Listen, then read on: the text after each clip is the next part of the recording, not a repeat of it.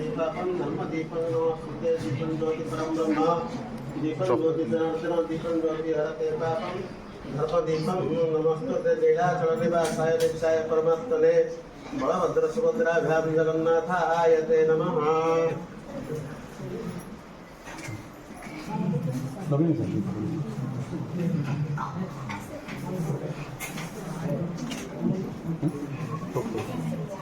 हो अरे पिला मैंने गोटे ग्लास रे टिके डाली पक जान जाती गोटे ये जन ग्लास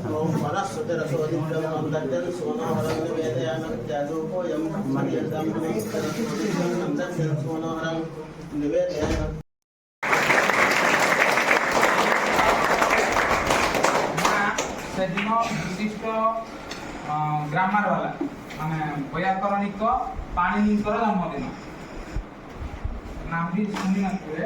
पाणिनिकर माने जहाँ को व्याकरणर मुख्य बोली मन करा जाए।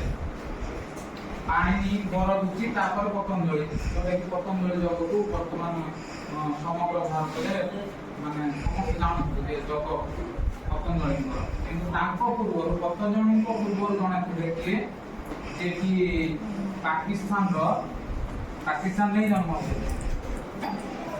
डिवाइड ना भारत। तो से पाणिनिकर जन्म दिवस को आम संस्कृत दिवस रूपे मानू।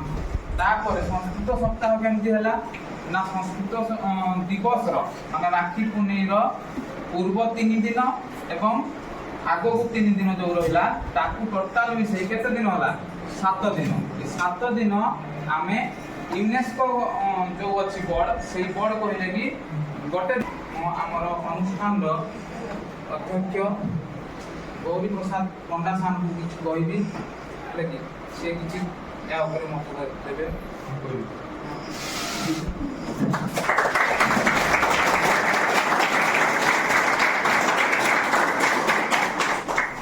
तस्मै श्री गुरवे नमः। गुरु सर्वदा वंदनीय, गुरु सर्वदा पूजनीय। गुरु एवं शिष्यर संपर्क सब बेले क्षीर नीर जो मैंने कि काम कर मोर सहकर्मी मिली भाव तेणु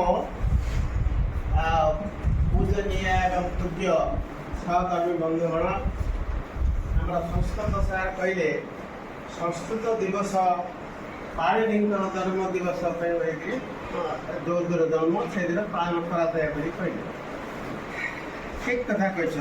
पाणिनि होती व्याकरण चैता।